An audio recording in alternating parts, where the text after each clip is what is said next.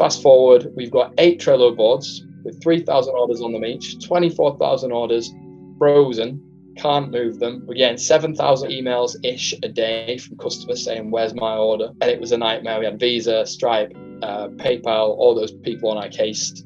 Chargebacks were opening. Nearly lost the business in the first year. This month's sponsor is Triple Whale. Supercharge your ad campaigns with their revolutionary analytics platform, because better data means better campaigns. If you're running any type of paid media, then you need to be using Triple Whale.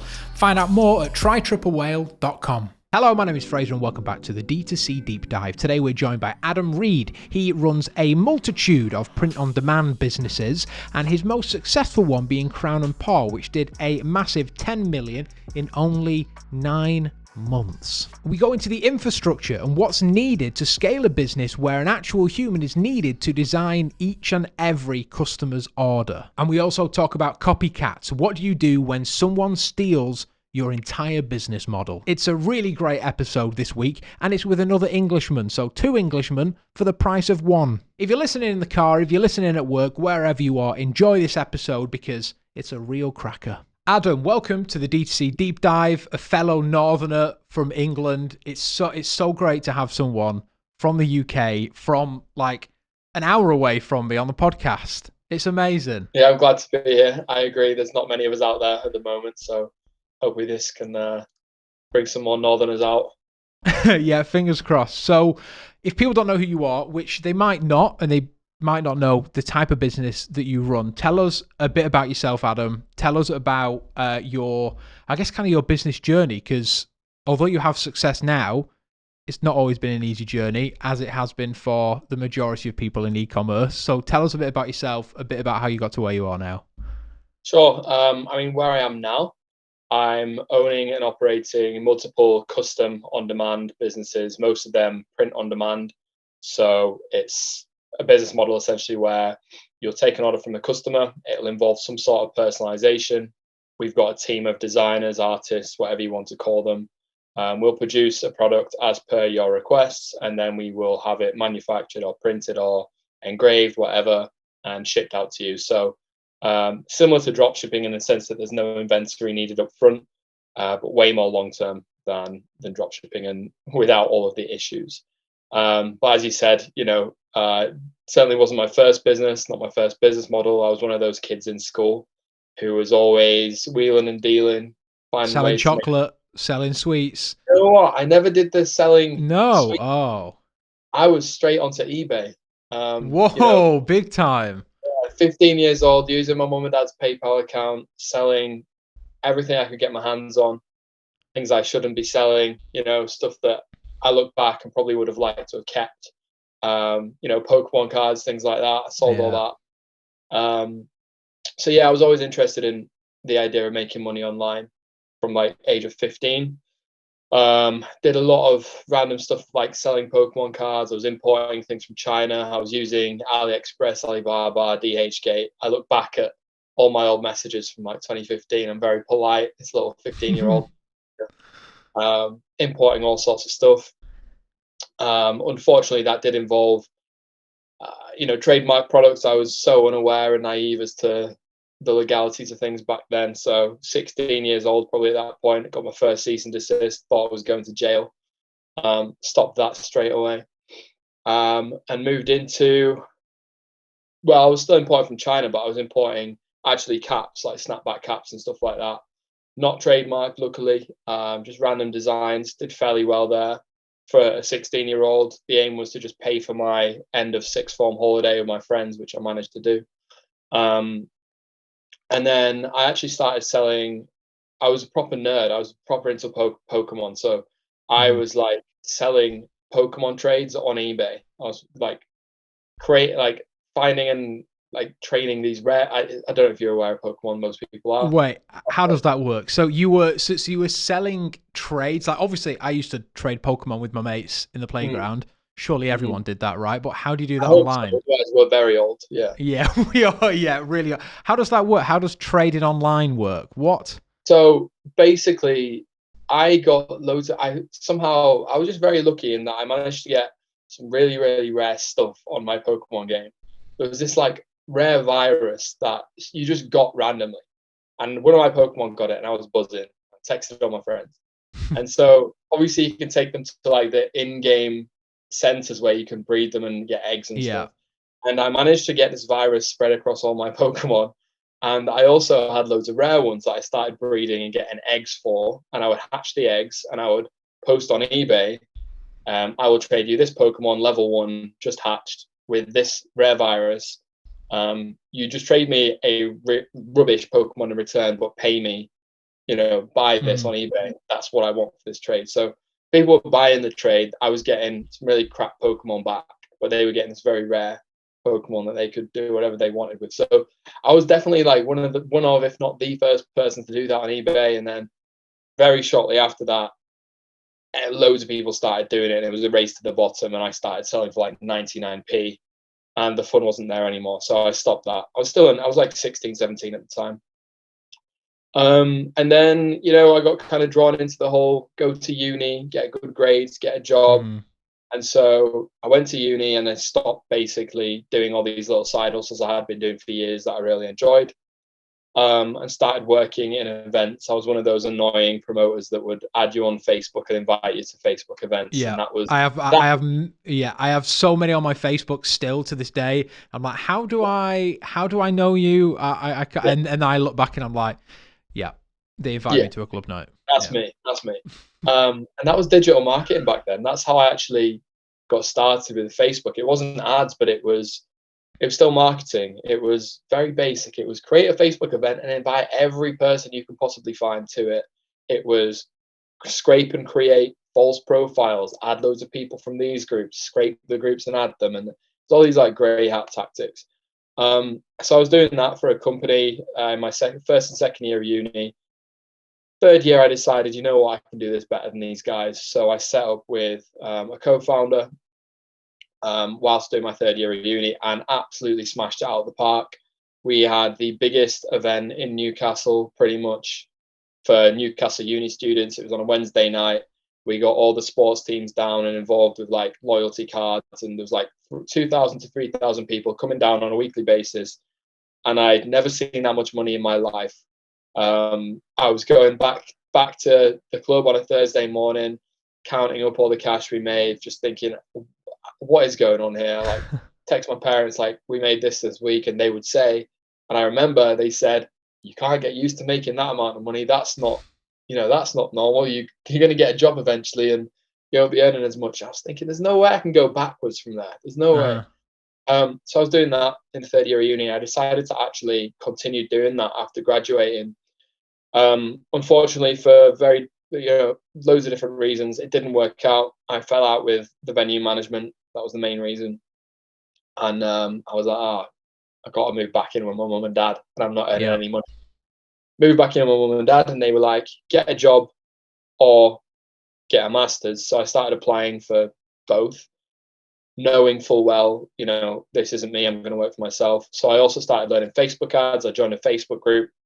A friend added me to this group. It's probably not going anymore, but everyone was just sharing tips, similar to Ecom Twitter nowadays.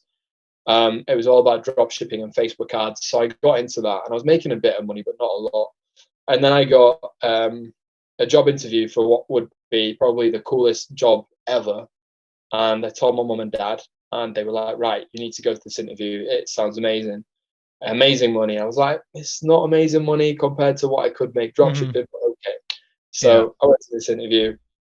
Long story short, I decided against it and realized that I've just thrown away the coolest job ever. And so I absolutely have to make it work now, working for myself. And I think when you put yourself in that position, against the wall, burn your bridges, more often than not, you do make it work.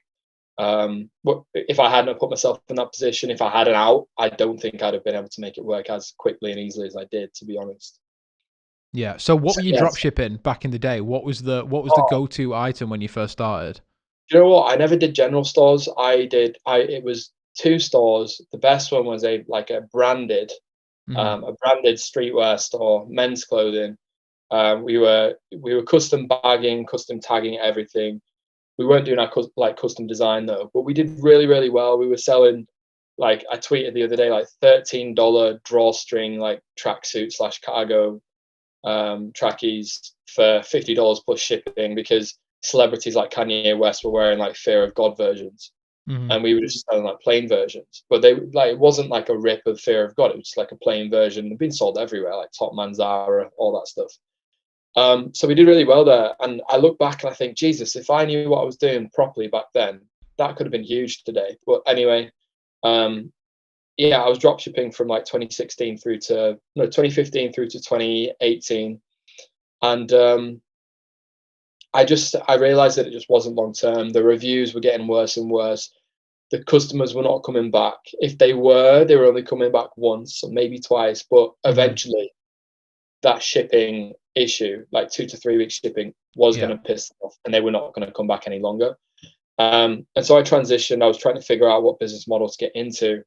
And I realized I enjoyed the scalability and just the excitement of seeing how quickly and how big I could scale something with no inventory, but also hated the idea that I was actually pissing people off or shipping them something that was subpar quality.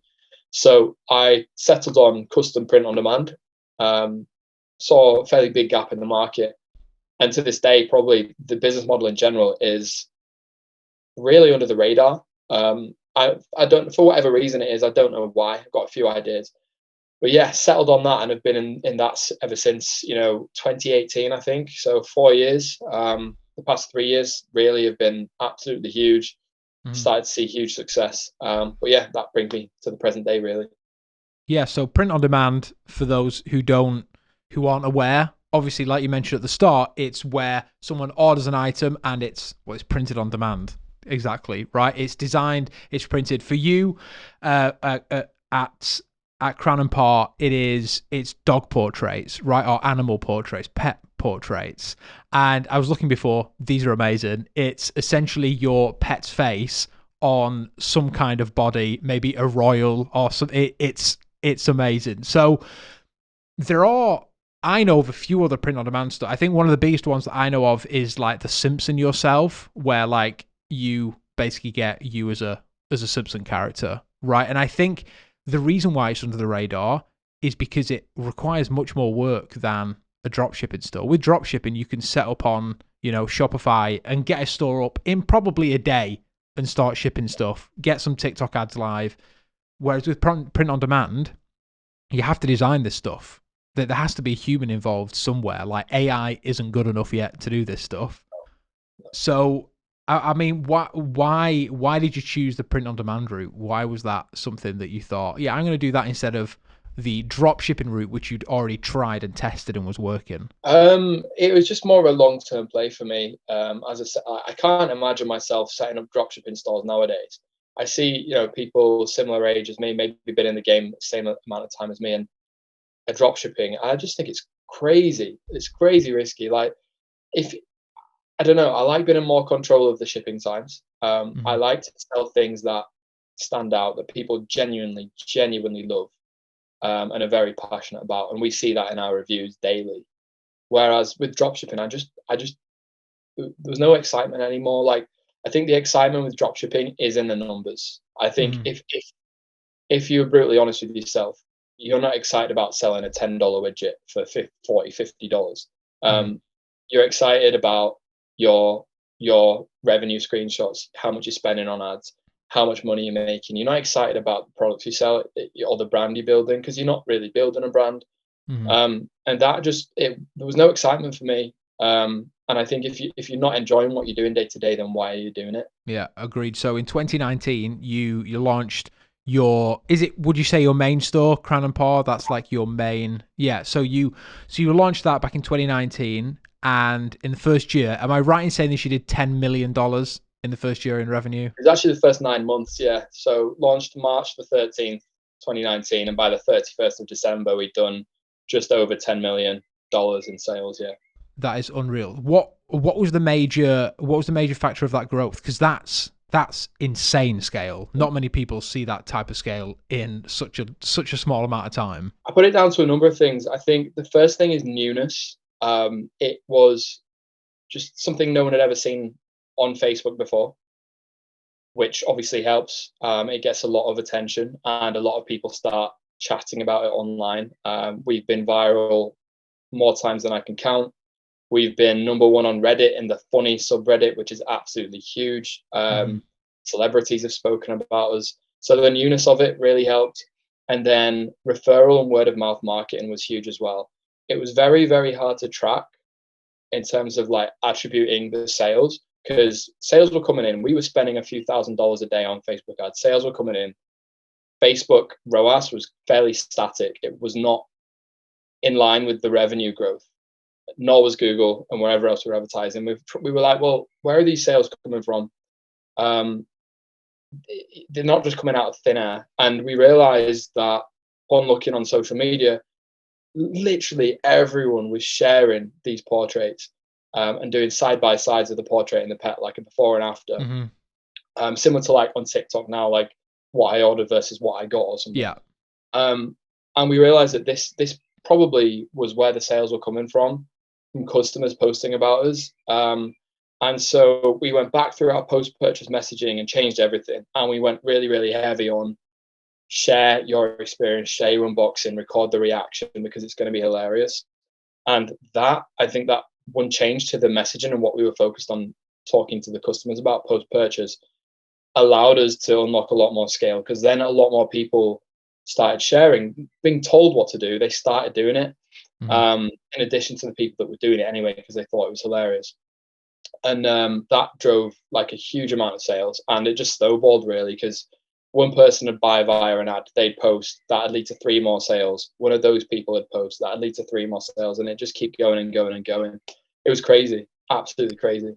Did you ever find a way to track those like word of mouth sales? Because like even now, I imagine you get a lot of sales via word of mouth. Like, is there a way to measure that type of stuff that you found that works really well? Well, nowadays, it's funny you mention that, because nowadays we don't have to rely as heavily on ads. And I was chatting to a couple of friends, a few times over the past few days, over the weekend, just saying, it's a totally different ball game for us now, not having to rely on the performance of ads to generate sales. I'm looking at our revenue and I'm saying, to generate the revenue we're doing today, we'd have probably had to spend 3 to 4 times more than we do on ads in 2019. But 3 years old, well, 3 years plus, we've got the brand awareness now. There's a lot of organic search for the brand name.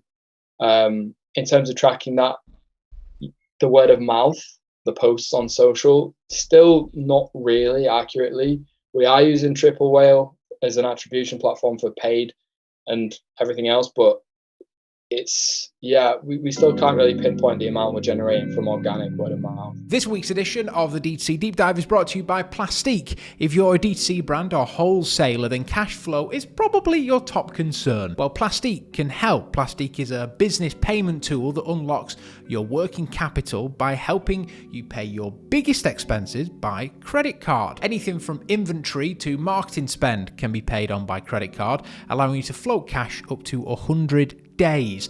Brands like Obvi, Universal Standard, and Sunbasket use Plastique as a short-term financing tool to increase credit and pay vendors all over the world. Most suppliers don't accept credit card, but Plastique lets you pay by credit card and sends the payment to your supplier however they would prefer. Check out Plastique for yourself at plastique.com. That's PLASTIQ.com, and see how Plastique can fuel your cash flow. So what goes into, I think probably the burning question on everyone's lips is, what goes into a print-on-demand company?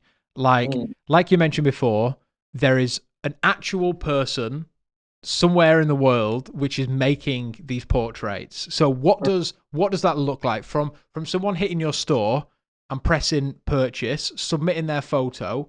What's the process without giving away the secret sauce? Like what's the process that makes this happen? Okay, so I'll have to generalize. Well, I won't have. Sorry, I'll have to be specific to myself.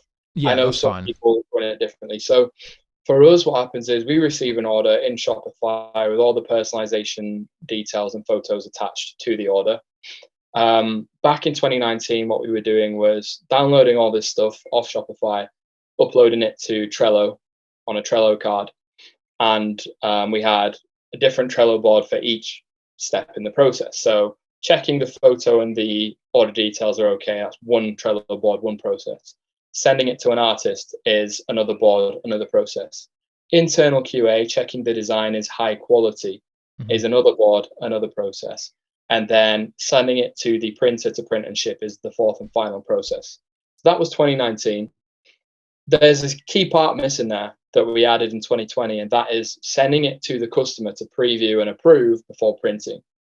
Because we scaled and grew so quickly, we did not have the time to figure out the best, most streamlined, automated way of doing that. So we didn't do it at all in 2019. Obviously, we had some customers complain, this artwork's ridiculous, I don't like it, I want a refund. We just had to deal with it and refund because, fair enough, they've not seen it before we printed and shipped it. We've since refined our systems. As you can imagine, at that scale, you need to really invest in some sort of infrastructure. So what we do now is we have a very, very robust, complex platform that still has those processes, but it goes in image approval. We actually have AI doing the image approval in most cases now. We built that AI tool ourselves. It's absolutely crazy.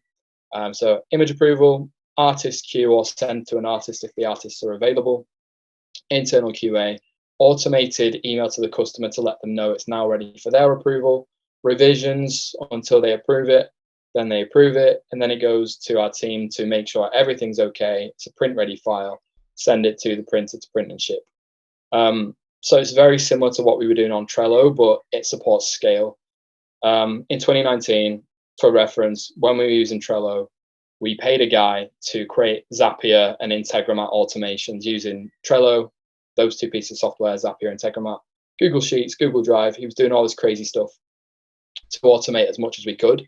But it still didn't automate as much as we wanted to. And long story short, got to Black Friday weekend, we crashed a Trello board. We had 3,000 cards on Trello, so each one is an order. So 3,000 orders on Trello, frozen, could not move them. Spoke to my Zapier guy, I said, look, things are breaking. There's no orders coming into Trello because we crashed the first board, it's full. I need another one making. He made another. A few hours later, happened again. Fast forward, we've got 8 Trello boards with 3,000 orders on them each, 24,000 orders, frozen, can't move them. We're getting 7,000 emails-ish a day from customers saying, where's my order? And it was a nightmare. We had Visa, Stripe, PayPal, all those people on our case. Chargebacks were opening, nearly lost the business in the first year.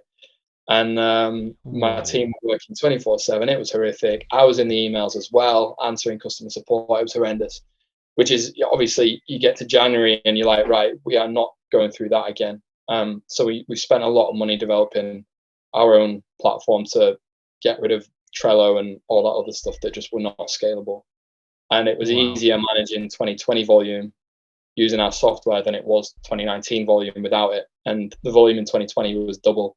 It was crazy. Wow, that's insane. The fact that the part that has really shocked me about that is that you're sending it to the customer and going back and forth with the customer until they're happy with it. Like me run a creative agency, I'm used to doing that with clients on a daily basis. And I'm not going to lie, it's the worst part of the job. But like, you know, how are you like, how often are they coming back and forth with you with like, can you just change this bit? Like surely at some point it's like, it's too much. Like you're getting what you're given and that's it. Yeah. I mean, we did toy with them having a maximum 2 revision requests, but you know, an extra revision request on 2 existing ones is not that much work. And we have automated our software to a point where I don't have any involvement in that process. Obviously, my art manager doesn't. I don't even know the name of some of the roles at this point, but it's really only just the artist and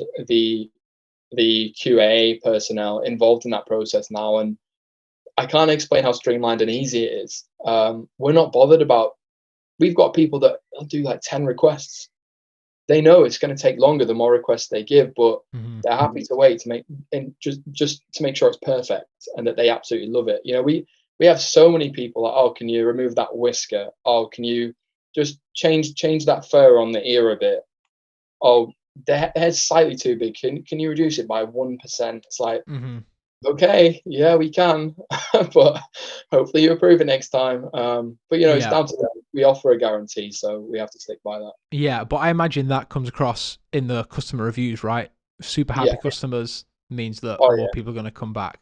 Yeah, Do you have a very high percentage of customers coming back for more, or is it kind of like a one and done? Well, this is an interesting thing. So the nature of this business, it's very seasonal. 50% of our revenue is done in November and December. I know Yeah. everyone gets a bump in Q4, but 50% is pretty mad. Hmm.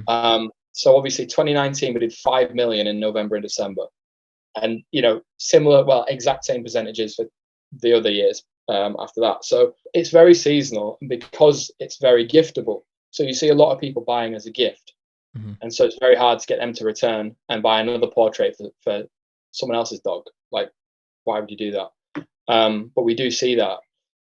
It's even more difficult to get someone to come back and buy more crazy portraits of their pet, because realistically, how many quirky portraits of your pet do you want in your home? Yeah. That is the answer. And again, when we're using Trello and everything, the repeat purchase rate was like 8%. It was no more than 10, really bad. And one part of the business that's very expensive is the actual artwork production. We pay our artists on a per order basis or per artwork basis. And I think the question for everyone who runs this sort of business is, how can I make more money out of this piece of art that I have on the cloud or on my computer? I've got the digital file. How can I sell this to that person again and again and again? So what we did, we added a customer portal to our software, and that customer portal has what we call an upsell module or a custom store. So once they've now approved the artwork, we automatically produce mock-ups of whatever other products we want to offer them, and we'll show them the approved artwork on that product. So if you've just bought a canvas off me of your pet, I'm going to show you that exact artwork you just told me you love because you've approved it, maybe gone through a revision 5 times, put a lot of effort into making it perfect. We're going to show you it on a phone case, a mug, a poster, a blanket, a luggage tag, I don't know, a Christmas tree ornament, whatever else we want to Hmm. offer you. And the repeat purchase rate is now 30% plus, because of Wow. probably because of that and other reasons, of course, but that definitely helped.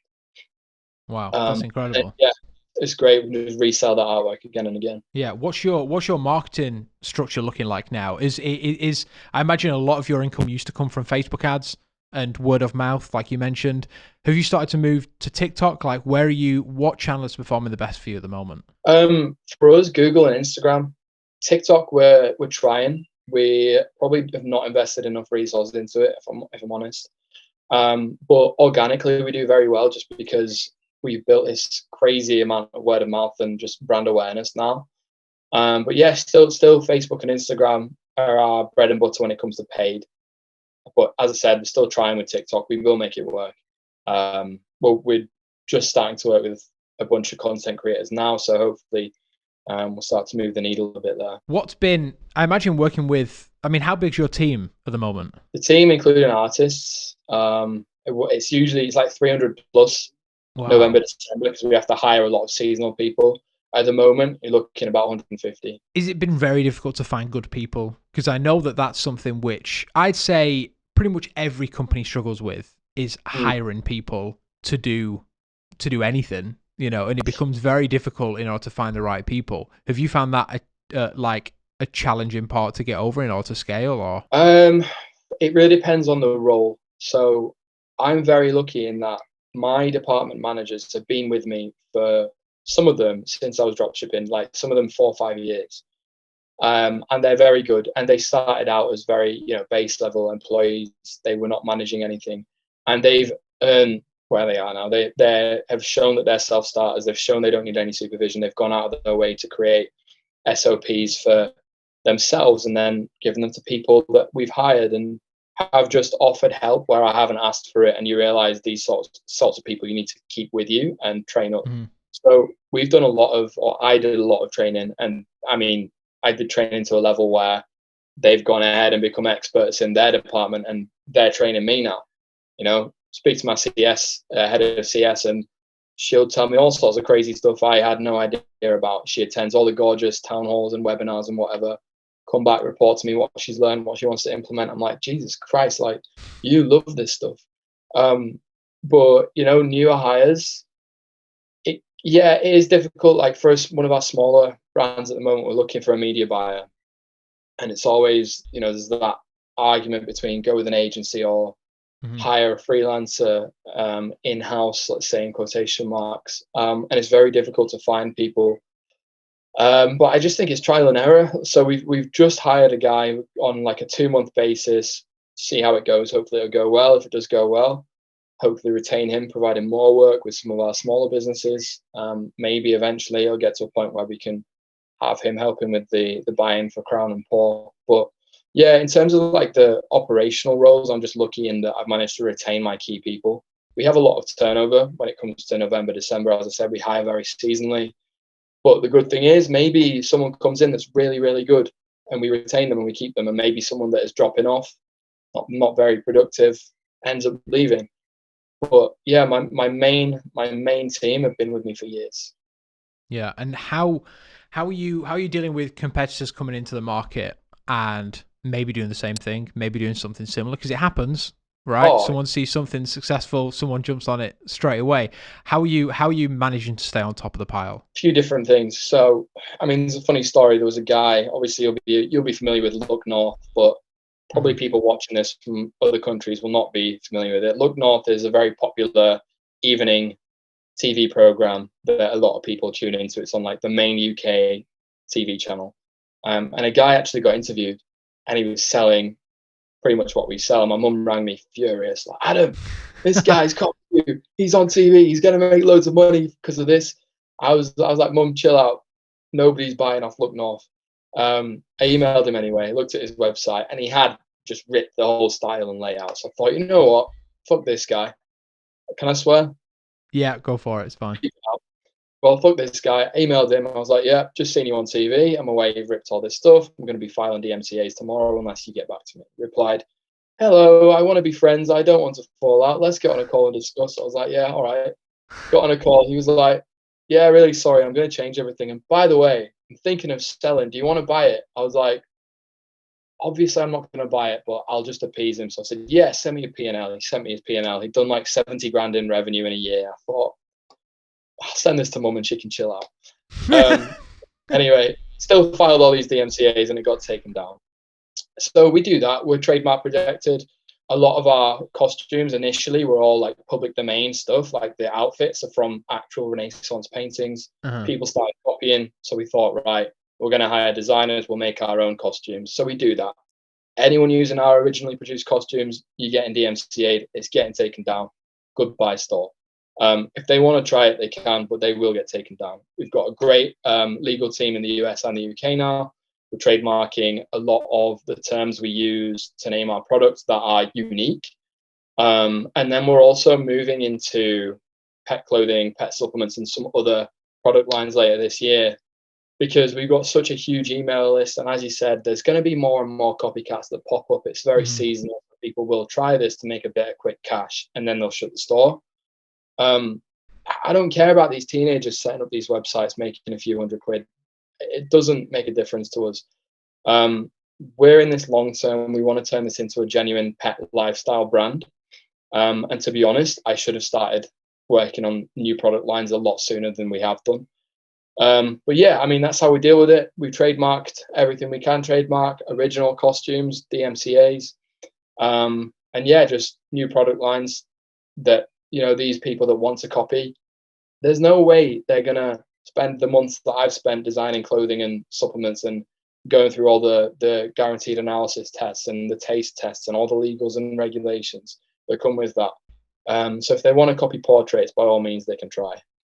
Doesn't bother me. But the software as well is, you cannot operate at the volume we operate at without the software we built. And that is the bottom line. I don't know anyone who has run it to the scale we have without something custom.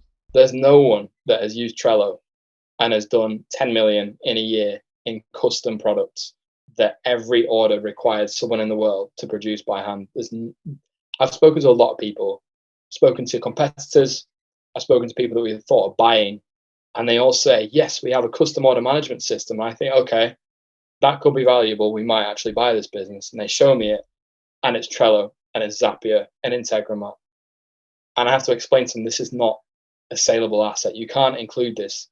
This is not something you'd see on a balance sheet. Like, this is not a custom order management system. This is a couple of tools that have been glued together with Zapier. And yeah, it's funny because that's where I was, 3 years ago. So we ask all of our guests this same question. It's our final question. If you could only use one paid channel for the next 5 years, what would it be and why? It's a really difficult one. We've had so many TikTok answers at the moment, but you haven't. You're not really that deep into TikTok. So I'd love to know your thoughts on this. One paid channel. 5 years. Does email count? Email counts. Definitely email counts. I'd probably go with email. I was going to say Google, but I'd probably go with email because I would rather further serve my existing customers that have come from wherever. I think the best way to do that is through email. Definitely through email to service your existing customers. I would rather further serve my existing customers, perhaps create a value ladder of new products, new offerings. I don't know, maybe we launch pet insurance, maybe we launch something else. I can use the email list we built to market those higher value products, higher ticket products. I'd rather do that than never email again and rely on TikTok ads to acquire new customers, because then if I can only use one channel, I then have to use TikTok to market to my existing customers as well. And I know just from the demo of our customers that not all of them are on TikTok. Probably the most valuable ones are not on TikTok, and I want to keep those people. And if I can't use email, I'm a bit screwed. So I'd choose email. I'd rather service my customers. Yeah, that's a brilliant reason to use email. Well, thanks very much, Adam. It's been a real pleasure speaking to you. A really interesting story that you have, and I'd say one of the only business owners that I know which do in print on demand. And I tried print on demand years ago when I was a teenager, and it didn't go very well. So it's it's a learning experience for me as well. So thank you so much for your time. It's been an absolute pleasure, and we hope to speak again soon. No problem. Absolutely. Thanks for having me. And that's it for the DTC Deep Dive this week. Thanks very much for watching. Remember, you can follow us on Twitter. You can follow myself at Sal Fraser or the DTC Deep Dive on Twitter. Either one. Remember, you can watch all these episodes on YouTube as well. And if you can leave us a little rating on iTunes or Spotify, because it really does help.